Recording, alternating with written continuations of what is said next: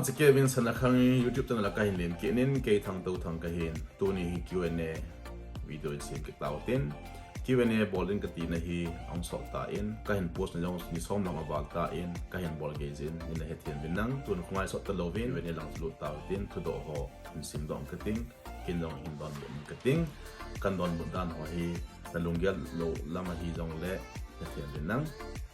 to in Q&A chona beta tin question hon simda otin aban lekin hindon bunin kate masapena he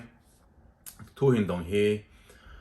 thingnya ho ki me hin ipina na to ham langa chu iti chan na hi ta manipula hoya na chenu ham manipula ka chena chu dinglen khu hi in cycle subdivision hi in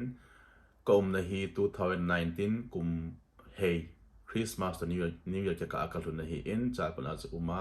kum ni le ti ka hitai na hi abana hi CS Lawrence officer Sir India to US hi ake khit na ipi halam hi jong le point thum ta bang nei se pi thei de ham masapena hi education nam pang sei dinga chu India yong khu government school tam ta nei vin hin la phate in akadan po in a hoi po in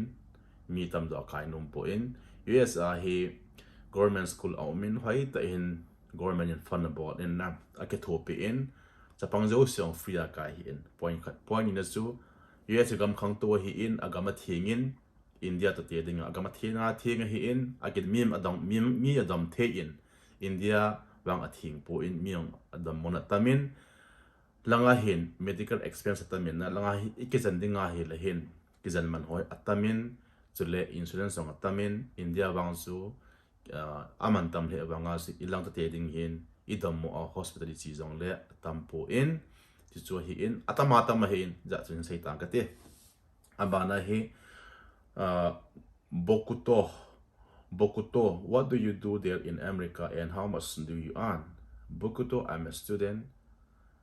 Next question, Andrew Kilong, bro, iti US na chiham, chule APC na chiham. 2019 kum thala kum lui ka chihi in, le khasima ka chihi in. Guess tozim. Tourist a kihung le na to na ne holpi thei dem. Na to na tourist a hung hodinga na to na hi thei poi. A boss eating so congrats 10k hell lung sit and seafood mu bang khat hin bolo request here please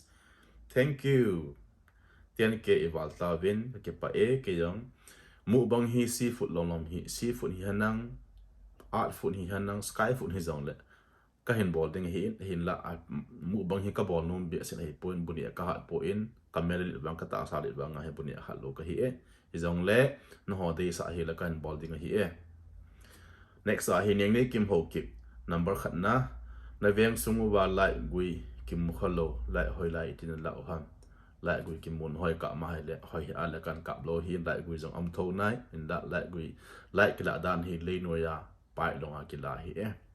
ani na hi tui hoi lai na la ziu ham tui dong chu pa ya ku na hi in tui dan ho bang chu ke po ya kuna kila ham tui etami kyo langa hi tui tamatam hi a hi thei le zana na po na ho zong lok hin bolo thu na sei pha zong le masala to na ho hin hab zio he o masala ho hi ka thi be ji do so ka ti naw rong a hi thei a lok hi kan bol ding hi yin ka kan bol ding sunam kan bon zanam kan bol ding hin zanam hi to he kan bol ding khadamin ananga ha ne no abana chu ever mangcha officer ETIUS na si hitam chule go thang na hin layang first question I had tai ka sei tai go thang ka hi I'm still single japang cha kai na lai chu abana hang mi wa si na chang chi tabang uwa gari na nei u hi le kilomin block ho ivet le gari man hlom dan ham nau ka ma ka chang chi wa ka nei bit anei lo za omin America hi miu se phat hom thoi ja si miu sing gari ke ni a e ma dei dia ke wa zi nga hi en aman lang alhom de boy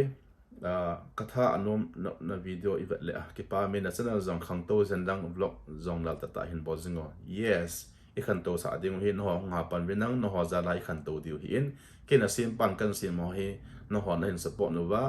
hoi ding ho hoi ding a fit de ho nan pi jing wa na ha wat wa hi le chun khang to ding hi in ma ba na zong la ta ta I bol diu hi ke pa abana hi Florence Cookie brother Singapore na tonga ka hin nang ho langa chu na tonga kilu theilo ham ne me na to zo si cleaning ho lampang Singapore no ma he de chun langa hung ding chu visa mudan pa wang he ke poi singa plai to mong ham hi to bang na tong ning mo manga hung wang chu thil ha sata khat wang hi NC ho mi chapang ho chu khat ve hin ke ho pi o e ho pa ven US su citizenship na la owan chen den ham mas pe na mi chapang ho e pau tho the matam po ven hi zong le ne de sa ba le chun lok neo cha zong le e pau han na English zong le chapang to kheu nom kan bol ding hi in US citizenship la wa tile agama se ngatam mi ho hi citizenship hi ta vin citizen US gam mi hi na nei ta vin ke ho khang dong ho le khasima chi ho wang su citizenship ka hi lo le khasima sumpe ma ka chiu le khasima ka chiu aba nai hoi neu to thang nu santi to na ki het novem na Sanakhang channel jong promote a hin bol le aflonga ama he ata mil wang ke mu khanai po vin hi ti ke he vin ke pao me usanti nangin keima Sanakhang channel na vlog anin promote zin kino na nga kan bol pin kino na nga sa out kan bol pi win teri meri ho gaya hai vi ke ho ke iti le zin ne din ti ham mi kaung nu nga ho khat be heli na go lo ha zinei lampong hi ikuma tam chu che pan hin aking dal ta bang om ta en yong le langa khi phan hin in langa lai banga chu de dia ke mo bol thei lo khat na min na ilungyal tam ta min ji hin si personal thui ji hin chi ka ha sei be nom po in mi kaung nu a ba ke de dam e min nga hoi wa hoi thei ba alen sit lo hel khum dam na mo kadam dam nei alen sit lo nem nei chin kin ka do nom choi hi le manipur langa ipi kho hon hi mo ka he no me ding len ho ka hi e nem nei chin abanai di mi ho sumiza na san ji o ham minimum hi gam dan dung zia so US dollar $7.25 ki tin Google dung zuya ki hon na ka to tin ka la ka san wang sa ki bang pon tin kin wang cheng som ka san ji $10 minimum stop hit some my question tam thimin India cities munchum zama holama ki pun kho market the best in a un nong zong active pa la khat na hi in chubanin KWS kin vo sa ho ahong beijing un to sa zong KWS ki pun kho ma su hat pi ling a ta sim te hi lo ham a ha sat na zong nei thi in tini pi le ngai dan hin se le chun ki pa me si ngai dan se ding pa hi i se khil ta le boi ding amin na India context a sei ding as India hi lawang chun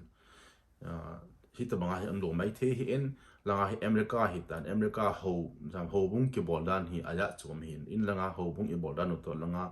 ho bung ki bol dan pa aya chum hi in Asturias Thavin Penal Baptist Church to KWC ti ki khan ham na Kuki community church ni kiti hin hi sema sa min chuma num kin in Asian Baptist Church akuna su KCC hin KCC su KWS to banga in langa ho tong ding na ne hin iti ham asunga ho bunga ki poin neo cha pa na chu hung ki khanu hin na mi phep khat na po do a ke da sun phu hi in ya om den phep khat chun hi chi om sa chu an zo mo wa amina khel wa penal bok ti cha san khel hi in ke ma henge ke ong in langa chu ka lo chana ke da bes a pa kan la hi in ke pa min nan do hi ke ong kan gel lo hi ti po in hi dong agam dan dung zu ya ong i chi dinga chu penal bok ti char so a kona ki thopin thei thian ki thuma ai da chu ki na pa na hi le khasima ki hi le hoi ta zong church a zong pan ki hala be se lo hi ja chu thlagawa pathian ho na ki ne hi ja chu hi chilam pang hi ki gel thei nai po in si question pa hi ha se the be se hi nai pon ke ma ngai da ne no ba na hi kamlen mang software engineer chu koi dan ham chu le ep ti ki ho pi thei dem social media mang cha software engineer hi James to thanga hin house to kan bolin na si zanin house to kan bol pen sama ama so hi in ama kho pin thei ding chu hi le chun tam phana ho pi no mong ai le chun ke na hin contact the hi en Sanakhang Hinkho Instagram hi lo wa le thang to thang Facebook an in contact min nang hi le chun ipian ho pi no ham ji zo ama na ho pi ama to an ki ho ki ja ma to the hi e aba na hi ning ne kim ho ki USR su gari thaw man tam thaw hi ahong man tam tai tu la to ahong man tam wanga hi India to te dinga chu man hlom tho na la hi en US no na pen to ha na pen hin se yo num na pen hi agam hi gam khang to hi ji hin bon lo ki mu khatalo vut vai lo anomen i hui a thiengin akidam thei chom men so le sum lo na jong a ha le wangin na i to ale sun sumin mu teng la hin in na ngai ga thop na langa zakhatong in langa ga thon ai in langa value tam ji khon anon min a thot a ha wang I thot la nom ji in a na pe ni ti le ki ho hi le khasim ka hevin le kha kasim ji wa chu ni si le class ka siu ngai na mata ta ka thonga yo na to na ka class khong ki chai tiang le chun na tong lo thi ki lo na to na ki chi ki na to yung hun tiang le assignment bol ngai ki le khasim ki ngai I ha sim so ki azin ka ki thol dal ki a ai chong le pe men long tam wal light bill phone bill bill ngan jeng bill payment tam wal ha ai atam dum jiang zo gam nom ki gam khang to ki hi a California na siding na gel kha na gel lo jong le na gel lo na ipg ham California keu na ti ham city jo sa siding ka tha no ma hi tam thim pi kang po do ta ka chi do tan long kan bo le ma ba na jong chu kang chi siding a hi in ka chi pha china kang ka pha ding no ho ba ding a YouTube ma koi ding video kan sim ding a hi a he nei ho ki ke de char sum lo dan ham au me agama khang dong ho su 18 years a anu apa koma dal ha ule hoya jiu ham ren or what no chu ren akila ai lo wal in a ki cho ji ve let khumang ho jem Sanakhang sir India pa US na len lu chu ni iza ala India pa na len lu sei tinga chu ke manipula ko na kana ki pan hin manipula ko na chu Delhi ka zon hi in Delhi ko sei ta dilo na Delhi ko na chu ke direct Chicago ka chi hin Chicago ko na chu Tulsa ka chi hin Tulsa Delhi to Chicago I took 16 hours and from Chicago to Tulsa I took like 2 hours 18 hours kala ti de hi na bana hen US visa su ila apole ide na city zo zeng the ham ole izo go na city mina visa kila zo ding ham visa apply ya lai muna ka chi ding hi ti muna chi ding ilhun ding lawang sun tourist ai chi de na chi the ding hin ka gyalin ke helo wa hele ke wa dong hi to he ka de na ka ba theo hi na le ka sim dinga chi ho to na tong dinga chi ho hoi zo dinga visa sumlu tamem sumlu pa chu ka he poi thing pra se dingin ke bangin ti tin ka gyalin phat mo le tourist a chi ho dinga tamlut mai the hi na US na to na nim ho waiter gateman adang na ho sumlo dan ti chu ni khat sunga konta izat ato jibem dan dung zu ya chu konta som ti to bang ke tong ina khat sunga na one week nga 40 hours ke tong hi in alo sim pi dan pa ha ke bang po in a skill dung zu ya alo asim pi di bang a chu a hlom pe na pi ding di dan nei hi pa ma ko na chi a cheng dan ho chun iti citizens ke sim di ham siwang hi ka sei thei poi tab kong hello di dong nang ma le khasim na chi tiang hung le khasim a chi ngan ki hi en na bang lo chu gam khang to hi da chu agama chen ning ki tha no ma hi thing pa sei ding a chu in la gama chen an chu thil bai be se nei put a process a sawin agami ne ki chen pi ham ai lo wa hele agama na to na de na to na nei a na to na to da na to na goi te chun na sim pi da chun agami ne ana chen thein a helo wa se helo lawang chun ina na ki de ngai ki ding hi amana hi boy kim mate itiapa US nom pan hitam 2019 kumna pana kompanin USA visa inei pole kimo hung jing the ham visa inei ti sun tourist visa na nei la chun iti ham khe poina na nei pole na hung jing the ding ti na hin usaila stop mu bang hin bol han no kan bol han ding hi iti amba iti ka bol ni wang so ko promise ka sei thei poi thang boy khong sai na video a saila sa ki mu khat hi saila boy wa jing ta ma zong le kha sim to assignment to amana blog abor ki le pha ka nei khom han thei ta po in suti ka hiting lawang sun blog kan bor khom ki deu hi ka pot khom ki deu hi zo popo o he no ko hi ta mo zo popo nunga ai le kilom bo la hon nam no wa chu emi nunga lo ham emi nunga ome chapang nunga ti te long tam ta ka nei ta ve tu hin ong tha ho jong nunga li la nga la hung thong ta ve kol ho sanga wang chu thom ma jing he nam naw chu drone shoot hin bolo drone kini nai lo wa ti bol ta drone cho ti ngul le bol te bol liu hi bana hi h cookie tc bro us au me mi in ne ho su citizenship akila o ham in cho take ti su citizenship ma hi lo wa le green card a hi nga in het ke lo le US citizenship la adan ha em akila adan chom cha hin seyo citizenship la adan pa hi process a sawen na tunin sei da hitin ka he ting la hindong ki na hin sei ta ngi tun ka seyong na ka sei thiam do ding hi e Kangui Motors Tulsa Oklahoma hi ka hilo le red leaning state hiza US a conservative state lawyer a het na hi le pa sei kam te hin citizenship mamutaw in Republican a Russell Huham Democrat question hi ka he poina mo citizenship mun so asop ta in henge ke het o bang chu Republican ti le chun langa hi conservative mai ja chu Christian hin khana tam zo he mi Republican support no win Donald Trump nung ri tam win a hi la mi hem ke banglo hi in America hi a pa sa hi dong la a pa na support pa cha ten support ding ti na hi point a cha te khat ani jong chu Democrat mai Democrat a Russell ki bo zo mai the hin a ke bang poi ya chu in langa kho em para thang sung ho sung khana ho sa kha la mi khanen tu chung hi MLA Congress support the mi ocean support the nigel su hi lo ding hi mi hem min ma de dan chi a hi thai ni na pa hi het nga ya man nga hi zong hi lam ka hong het nga hi na thu ka nei nai ti mana zo mi nam phu a kho sunga mi o se in sunga I cha te naw te zo se I phung thang zo se cho ma de kha cho support sa ding vote pi sa ding anung ri jing ti na hi po in mi hem min ama ra ani na pa hi langa hin a chi pi za chu ke bang lo ding hin koi pen chun pop de nga ke bolwa koi chun democrat ke bolam ka sei thei poi SK thangboy ki gen US a chu gunda tamam chule pathen holam pai ti bam gunda wang ka mo khanai po in iphat po le gunda jang am pu ka ti thei ka ti nomin holam ponga hin a phana ve a hin la ma sang to te ding in US jang Christian country hi bang hin al sam ta ven amo jang hin revival anga ke ta ve golal go mate US langa na ki man cha da nu le sumna pai na holda nu chule a India a to sum holam ba ki khet na hin se yo chule nang ipina na to ham okay man cha da nu he langa hi mi lo sin na to he na na tong lo thei lo bang hi langa kum sam na kit na wala chun na to te part time hi jong la na to le ka sim mo jong na to a experience ding amon a ki holo hi in